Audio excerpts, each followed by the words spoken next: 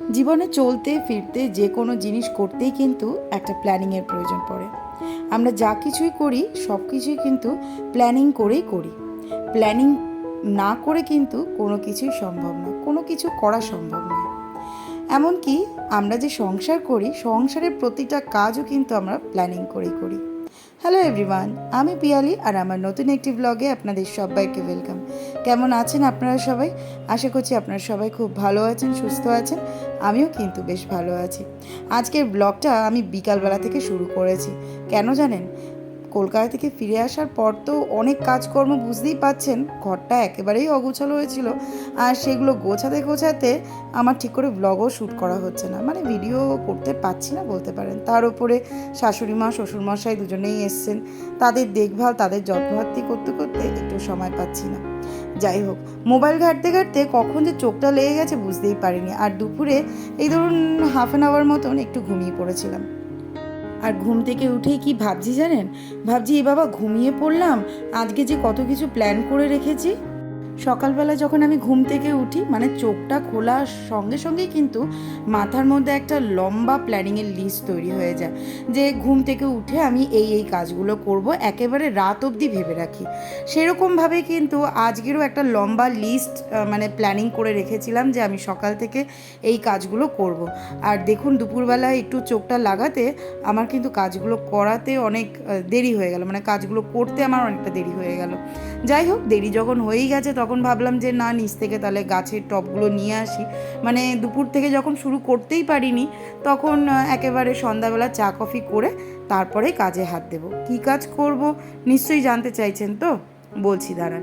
আসলে ভিআইপিগুলো এনেছি, মানে ট্রলি ব্যাগগুলো এনেছি কলকাতা থেকে, অনেক দিন হলো। সেগুলো আমার এখনও আনপ্যাক করা হয়নি। আর ওয়ার্ড্রপের অবস্থা আমার একেবারেই বাজে, যার জন্যই ভাবলাম আজকের ওয়ার্ড্রপগুলো পরিষ্কার করব। আর ট্রলি ব্যাগগুলো সব আনপ্যাক করে ফেলবো।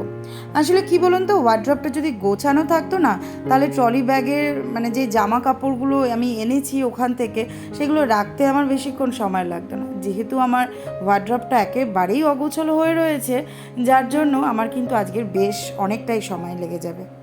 গাছগুলো নিচ থেকে নিয়ে আসলাম ঠিকই, কিন্তু গাছগুলোর অবস্থা এতটাই খারাপ, এত মন খারাপ লাগছিল গাছগুলোকে দেখে আমার। সত্যি এতটা যত্ন করলাম এতদিন ধরে, আর তারপরে আমার গাছগুলোর অবস্থা খুবই খারাপ। আর তার উপরে আমার আরেকটাও টব ছিল, যে টবটার মধ্যে আমি রাধা তুলসী লাগিয়েছিলাম, সেই টবটা কিন্তু আমার ওরা ভেঙে ফেলেছে।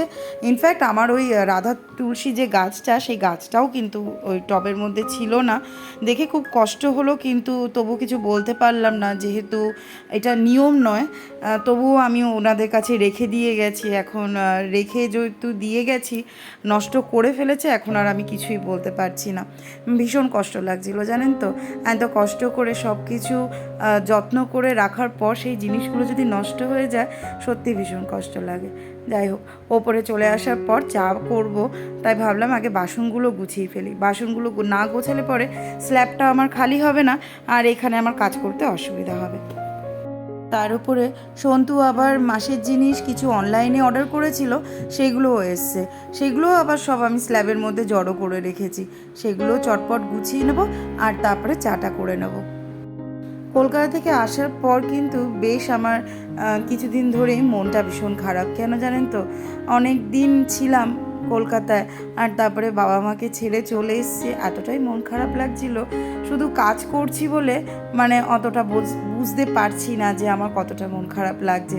মাঝে মাঝে যখনই আমি এমনি বসে রয়েছি কিংবা কিছু করছি না, শুয়ে রয়েছি, তখনই এত বেশি মন খারাপ লাগে আমার, যে তখন মনে হয় যে না, আবার একটা বছর অপেক্ষা বলছি ঠিকই, কিন্তু আবার যে আমার কবে কলকাতায় যাওয়া হবে সেটা কিন্তু আমার জানা নেই। যাই হোক, চলুন, চাটা আমার হয়ে গেছে, এবার শাশুড়ি মা শ্বশুরমশাইকে দিয়ে আসি। আর এই দেখুন আমার ওয়ার্ড্রপের অবস্থা, এত খারাপ অবস্থা আমার কোনো দিনই ওয়ার্ড্রপের ছিল না। কিন্তু মানে জাস্ট বক্স দুটো খুললে পরেই হুড়মুড়িয়ে সব পড়ছে, এরম খারাপ অবস্থা।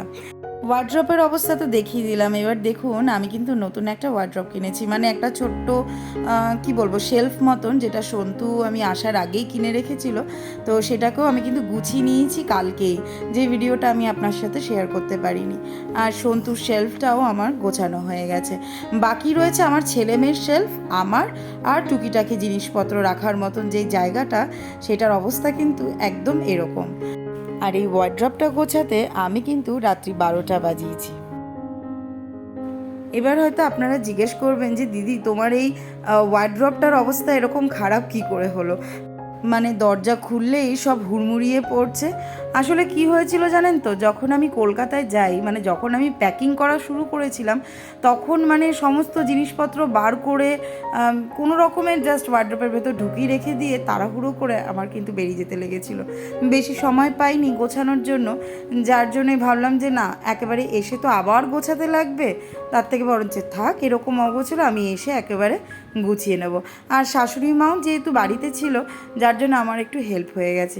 কি করে জানেন, উনি একটু আমার বাচ্চাগুলোকে ধরেছেন। এমনিতেই দুটো ছোট ছোট বাচ্চা, আপনারা সবাই জানেন, ওদেরকে সামলে রাখাটাও কিন্তু একটা বড় কাজ বলতে পারেন।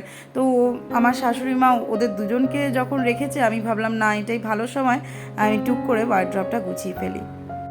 আর এবার কলকাতায় গিয়ে আমি প্রচুর শপিং করেছি, এত শপিং করে ফেলেছি যে এবার পুজোতে কিছু কেনাকাটি করতে লাগবে বলে তো আমার মনে হচ্ছে না। শাড়ি থেকে শুরু করে চুড়িদার, কুর্তি, জিন্স, প্যান্ট, মানে সবই মোটামুটি কলকাতা থেকে আমি কিনে নিয়ে এসেছি। আমার কেন জানি না মনে হয় কলকাতার কালেকশানগুলো কিন্তু একেবারেই অন্যরকম, মানে আমার খুব প্রিয় বলতে পারেন। আমি জানি এটা একদমই ঠিক নয়, মানে সব জায়গার কালেকশানই খুব সুন্দর সুন্দর হয়, মানে ভীষণ অন্য প্যাটার্নের হয়, কিন্তু আমার সামহাও কলকাতার প্যাটার্নগুলোই আমার বেশি ভালো লাগে। যার জন্যে আমি এবার প্রচুর শপিং করেছি, আর এবার আমার লাগেজও প্রচুর হয়েছিল। আর এবার যত ওয়ার্ড্রপে অপ্রয়োজনীয় জিনিসপত্র ছিল, আমি কিন্তু সব বাইরে বার করে ফেলেছি। আপনারা নিশ্চয়ই খেয়াল করছেন যে আমার ঠিক ডান দিকেই যা জামা কাপড় আমি বার করেছি, ছোট ছোট জামা কাপড়, যেগুলো হয়তো এখন আর লাগছে না, আর আমি পরছি না, সেই জামা কাপড়গুলো আমি বার করে ফেলেছি। সেগুলো ভাবছি যারা পরতে পারে না, মানে রাস্তাঘাটে আমি এরকম অনেকজনকেই দেখি যাদের ঠান্ডার মধ্যে একটা সোয়েটার নেই, পরার মতন জামা নেই, ভেবেছি সেখানেই আমি এই জামা কাপড়গুলো দিয়ে আসবো।